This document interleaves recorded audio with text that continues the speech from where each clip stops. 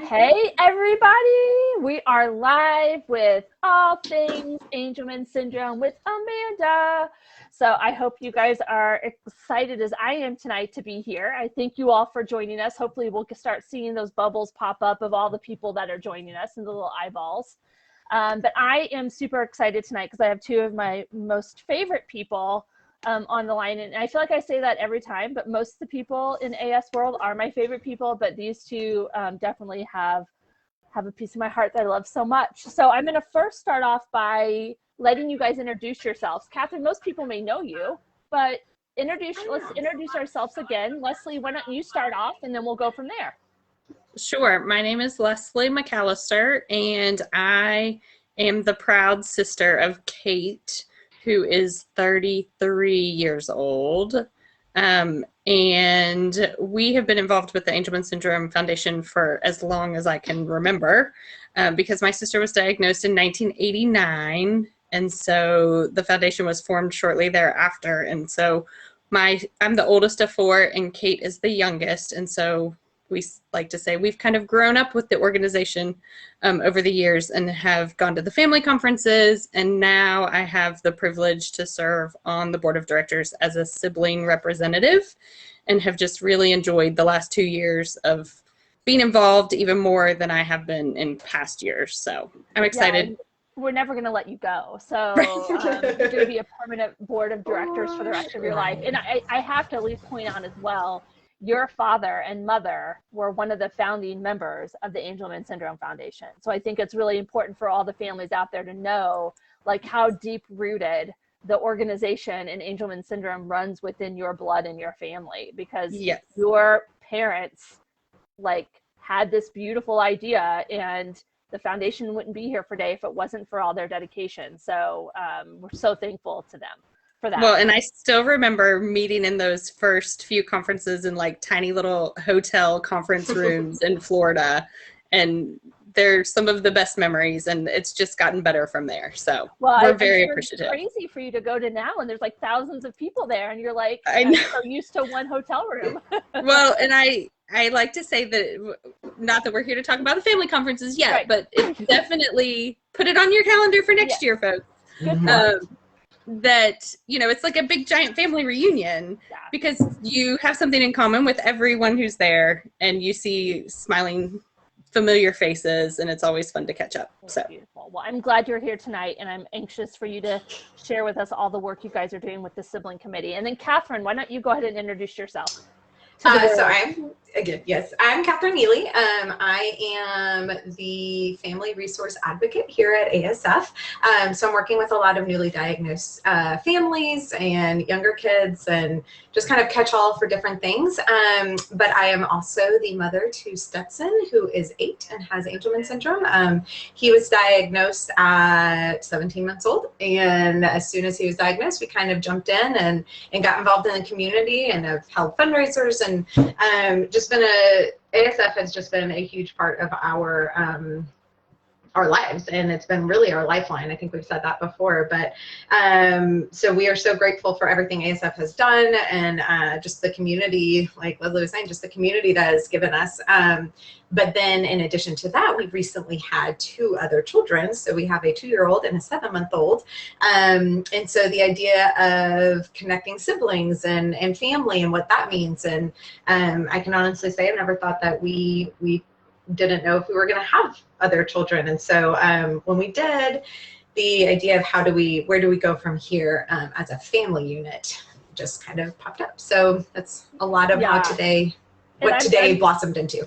And I'm super excited for everyone to hear tonight about the awesome program that we're going to be launching that will really focus on those 18 and younger siblings, friends, nieces, nephews, cousins, whoever.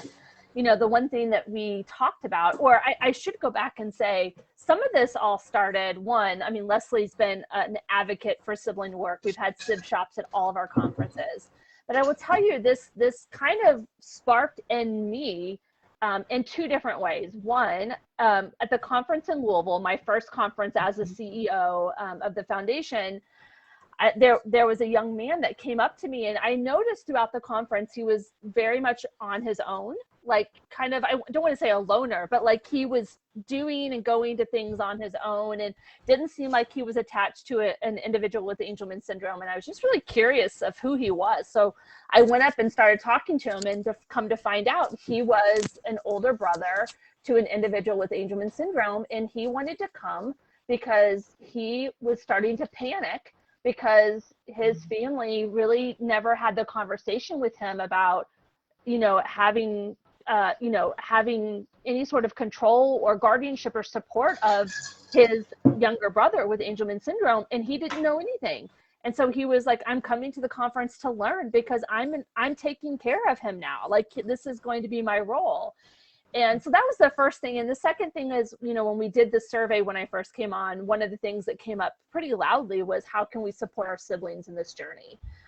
We all know, it even happened tonight in my household. Like, something happened with Jackson, and Baden kept coming up to me and wanted my attention. I kept saying, Baden, go away, I got to take care of this. And, it doesn't get lost on me, the fear of what some of those moments will have an effect on Baden long term, right? Like the amount of work that sometimes we have to do as families, and the amount of attention that our individuals with Angelman syndrome get, sometimes I'm sure leave some sort of mark on our siblings. And so the one thing that I love about Lesley was she came onto the board and said, I really want to do something, one, to support all the families, but two, I want to do something to support people like me. I want to do something that will support siblings in all the different phases of their journey when it comes to having a sibling with Angelman syndrome. So, Lesley, I want to kind of put you on the spot. If you can talk about a little bit about this adult sibling group that you've created, some things that are coming up, and how people can get involved. And maybe from your perspective, why this is so important, because you're starting to walk down this journey right now. Sure. So like Amanda said, we surveyed the community, and one of the things that popped up regularly was more support for these adult siblings whose individual with Angelman syndrome is now either outside of school or 21 and older, and now the questions of guardianship after your parents pass away, like what is the next chapter look like? And it's very hard to define in most cases, just because it's hard to plan for something that's not an immediate thing right now. Sure. And so then you play the what if game, like, well, what if this? And then let's plan. And it's just kind of hard to get all those things lined up so far in advance. In our case, my sister Kate, I will be the successor guardian after my parents pass away, because in West Virginia, there's just one appointed person. So my other two sisters who live out of state will obviously be involved, but legally that will fall on me. And so that's one thing that big, right? Yeah, no pressure. No pressure at all, right? But I think one of the things that's like important for adult siblings, and one of the things we wanted to create, is like a toolkit or some sort of like checklist of things that you can start having these conversations with your parents now, before it's an immediate need, or something has happened and then you are forced to make these decisions under the gun, or in a much faster situation, as opposed to having time to have discussions and maybe, feel out options in your area, or try to figure out some of those things not under that immediate pressure. Sure. So the Adult Services Task Force has kind of morphed into having its like own sibling arm, I would say, because yeah. So we're very fortunate that we have a bunch of adult siblings who are either new to the organization, and some that have been helping all along. There's a couple that have helped with the SIP shops at the family conferences over the years. And so we're just so thankful that we have a bunch of enthusiastic, dare I say, older siblings that mature, there we go, that really want to help all the others like us who are in a similar boat, where, if I back up 30 years ago to when the foundation started, the families, the newly diagnosed, that stuff was just coming of age too. And so now I feel like this is a whole new chapter where we can really service folks where they're at in the journey, because it's like that generation of kids are now adults. And so this is unknown territory for a lot of us, but we're figuring it out together, and we're going to share our resources. So we kind of decided that we were going to have a somewhat regular meeting of the minds, I guess. And, you know, we're also going to invite some specialists or experts who may be able to speak to topics that we ourselves are not experts in, but we're going to learn from them along with everyone else. And so that's kind of how it came about and morphed into these more regular events that will, we hope, be super helpful to the community. Even if you're not necessarily a sibling, you can benefit from the information that will. Absolutely. And there's, so I now can see some of the comments, and I want to make sure people who are watching right now know that, yes, this is recorded and will live in the world of the website and Facebook for a while. So if you're not able to stay on, we'll make sure to record this. And there's a few other people that also have said, like, I'm already registered as her standby guardian. So it looks like we already have some people on right now that kind of understand this process. But for people who want to know more and want to make sure that they get registered for this, yes, where should they go? So the first website, meeting, right? We'll put that in the, sorry, I was gonna say, we'll make sure that goes in the comments as well. Okay. So like the actual link, but I did want to say that we want to make sure that the siblings group stays siblings, so that siblings can be, so parents, while you guys have done an amazing job and being a parent as well, we are doing great. We want to make sure that this is a safe space for siblings to express any kind of concern or questions or things that maybe they're not comfortable yet to talk about with their family or with their parents, or, you know, how to bring up these conversations. So there will be an adult group that will include guardians, siblings, cousins, whoever wants to be a part of it. But when you do register, just know that we're wanting to keep it siblings. And Lesley, I'm sure that you understand the importance of having that safe space, right? Like, it's nothing against the parents. I think that, and I don't want to speak for the parents, but I could, you know, Baden's only 6, but I could also tell you, like, the pressure of putting that responsibility on Baden weighs on me now, right? Like, and he's only 6. So I'm sure that there needs to be a space where these siblings can talk about this and share, like, you know, this is going to be hard, and I don't know if I'm ready, and I don't know if I want to do it, you know, kind of thing. Like, and that's okay. Absolutely. Absolutely. Yes.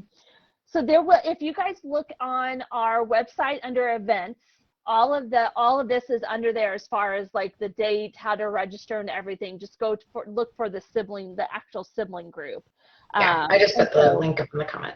Yeah, I'm super excited about that, Lesley, and I know you guys will do, the group that you are working with are going to do an amazing job. So, and oh, go ahead, Lesley. I was going to say, and the date is for the first one is September 14th at 8 p.m.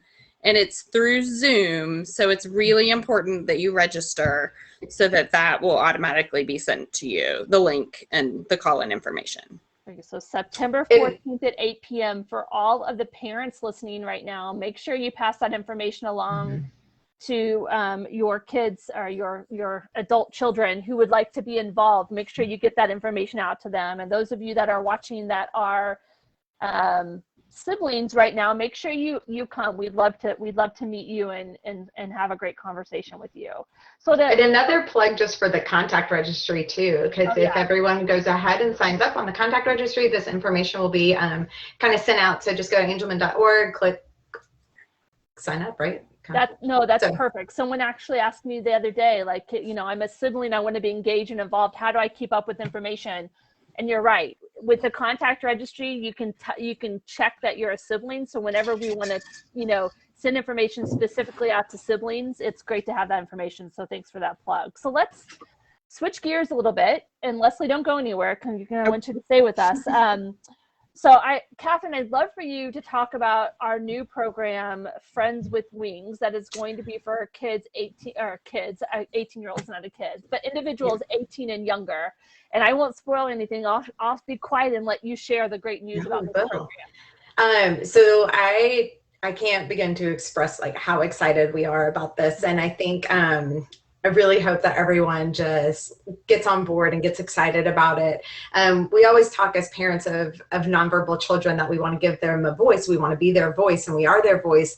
And I think Amanda and I realized that there's kind of this need to give siblings a voice too, especially these younger siblings who are so in tune with what's happening in our families, and having a child with extra needs, and it's not lost on them that their family life and dynamic is different. And so just wanting to give them a platform and give these children and teenagers a way to advocate for their sibling, to be able to express to their other friends. We get a lot of questions about, how do I talk to my typical neurotypical child about, their brother or sister with Angelman syndrome, or how does that child explain it to their friends? So after a lot of kind of thinking and plotting and planning, what was supposed to be just something small of providing these little one-page documents for people turned into this great program that we're going to launch. So it's called Friends with Wings.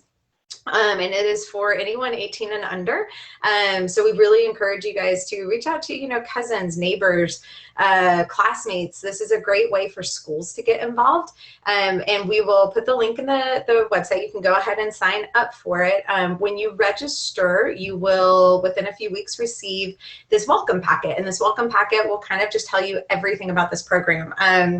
Where we are going to have resources for all kind of age levels, whether it's elementary, middle, and high school level, of how they can explain Angelman syndrome, or Angelman syndrome in language that is appropriate for a 5-year-old, language that's appropriate for preschool, and then all the way up into high school. So that is kind of a big portion of it, is just having these resources readily available to kids and to teenagers, that they can talk about it to their friends. Or another thing we'll have available for them is birthday. We'll celebrate their birthdays. We're going to have a big party at the conference, so be there for that. So it'll be just for the Friends with Wings.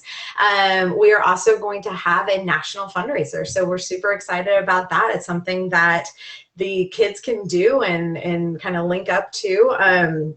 With Coco Quinn's Coco for a Cure, which was a sibling who started Coco for a Cure out in California, wanting to raise awareness and money for his sibling. And so we're just going to kind of link up with him and have kids all over the country have their own hot cocoa stand in March. So we're extremely excited about that, because it's not just something that these children and teenagers can go to. They're not just going to be participating in a walk. They are going to be actively leading something, and they're going to be able to see the benefits of that. And then we are also going to have 4 meetings a year via Zoom as well. And we will have kind of different speakers. We'll have someone from special education come in and talk about, like, how do you really adopt this idea of inclusion, and including kids with extra needs, special needs, into play and into play dates and into the classroom setting. So kind of, I think that's a hang up. A lot of kids just, they don't know what to do and or how to include. So that will be something. We are also going to offer services, and this will be for the adult siblings as well, but offer our amazing counselor, Shannon, the ability to talk with families. And if you feel like, I think, Lesley, if you don't mind me sharing, but one of the things that we learned at the siblings panel and the conference is that a lot of the adult siblings really wished that their parents had talked to them about counseling, and some of these really big, and you can even kind of, if you would like, talk about putting you on the spot, talk about that, but these big emotions that maybe children feel. Do you mind sharing a little bit? Sure. Well, yeah, that was one of as a child. That's one of the things that came up in the panel, is there was a consensus that you can never start therapy too early. Just to kind of help you learn to process. For all of us, let's be honest. But just to kind of help you process, your own childhood in the context of being in a family with a child with special needs. It affects everyone in some form or fashion. And so, yes, I love that ASF now provides a counselor to those who need it, and that's an awesome resource we have going right now. Yeah, and Shannon, is one of her expertise is working with siblings, and so I think that I'm really excited to hopefully that this will be something that we can, continue to offer to families, but also during these sibling groups, make sure people understand that that resource is there and that's an opportunity for them. Because part of what Friends for the Wings program is also to support those who are, who are siblings or who are connected to an individual with Angelman syndrome, helping them understand it more, but helping to understand their feelings, make them feel like they're a part of something as well, right? And so I think one cool thing that we're going to do is, Kathryn, talk about the t-shirt contest, because I think that's really cool.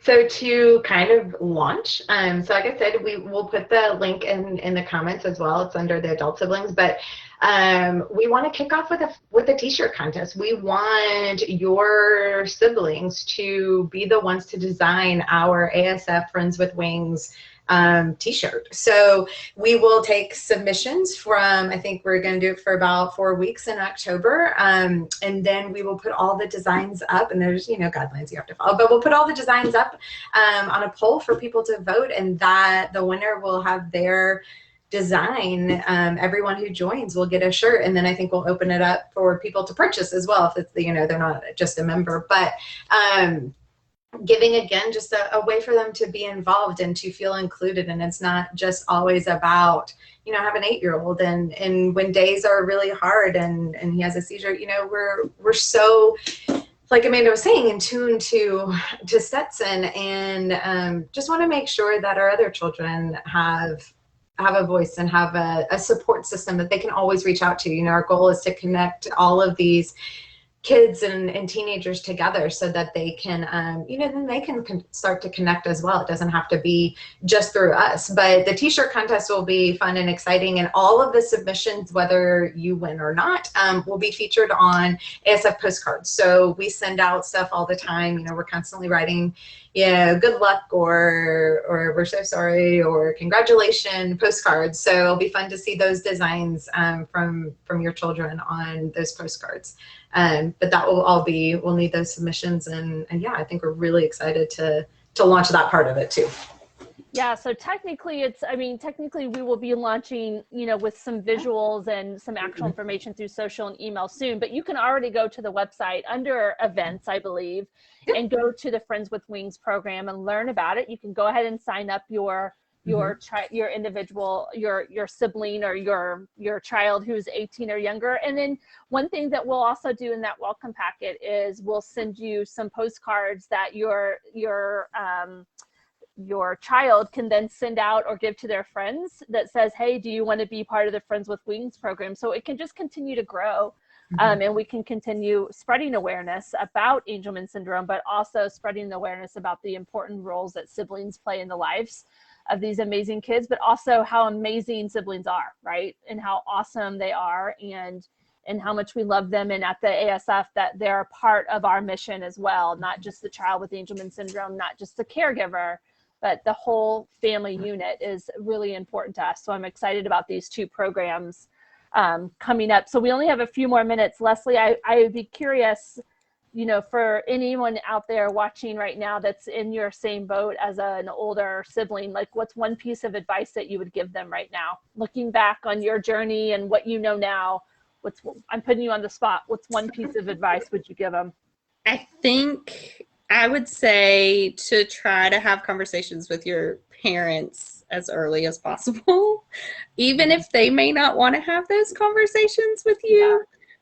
And I think that's one of the things we're going to work on, is trying to learn how to have those conversations, because even now, my parents aren't perfect. We're not perfect. We don't have it figured out, but it definitely, in their mind, they have a vision, and my sisters and I might have a different vision, and trying to marry those two as we move forward is, we're all human and we all have, opinions and things. And so I think that's so interesting, Lesley, because I don't know if that's a thing that I even think about. Like if there's a sibling who is going to be transitioning to, taking over guardianship, even the way you support, parent, love, nurture that individual could be completely different from the way that your parents did, right? Right. And so That's I think always a challenge. learning to have those conversations early and often so that it's a dialogue and not just a one-time thing or a once every 5 years thing, or, you know, trying to encourage folks to have these conversations regularly and check-ins, and not to spoil some of the things coming down the road, but we're talking about creating like a team for your family unit. So that, you know, everyone can try to, because everyone's coming from a place of love for their individual with Angelman syndrome. It's just, as you get older, you know, circumstances change. So well, it's a lot. If you think about it, it's a lot of pressure for adult siblings, because you're one, thinking about the possibility of, you know, caring for your adult sibling with Angelman syndrome, but then you may be starting to be thinking about a caretaker for your actual parents as well. So there's just a lot that goes into this, and simultaneously having your own families and kids activities and all that too. Yeah, absolutely. So I think one thing. Oh, go ahead, Kathryn. I was going to say, I think one thing that again was brought up at the sibling panel that was so eye-opening again for me as a parent of a young child is that these conversations can never start too early. You know, you can make them age appropriate at elementary level, and that will be something again I think we will talk about, and some of the parents have done a really good job with, and we'll in the adult video or in the adult meeting, we'll talk about how they did that. You know, how do you approach, and you always include all of your siblings. I think that was one thing that you always felt like your parents did a good job of, and what none others is that you include siblings in the conversation from a very young age. And to me, and Amanda, maybe to you, but to me as a parent, I was like, oh wow, you know, at that's 6 we good. can talk about this, and there's a way you can make it age appropriate. So when I think the one thing that I've learned from Lesley too, and once again, not to plug the ASF conference, but I'm going to, the importance of involving the whole family in those conferences too. You know, we work really hard at the ASF conference to have sib shops, to have a place for them to go, but to involve them as well. And so I think that that's really important, as well as, you know, as you're thinking about your plans for the next August 2022, it's going to be in an outrageously crazy, amazing resort. It could be a great family vacation, but the importance of bringing them along so they can also engage with other siblings that understand the walk and the journey that they're going on as well, I think is one thing to point out.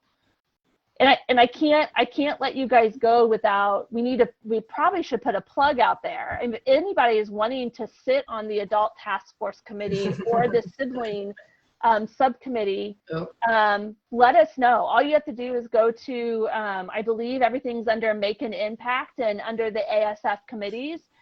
Fill that information out, and you'd be getting to work very closely with these two amazing, lovely women.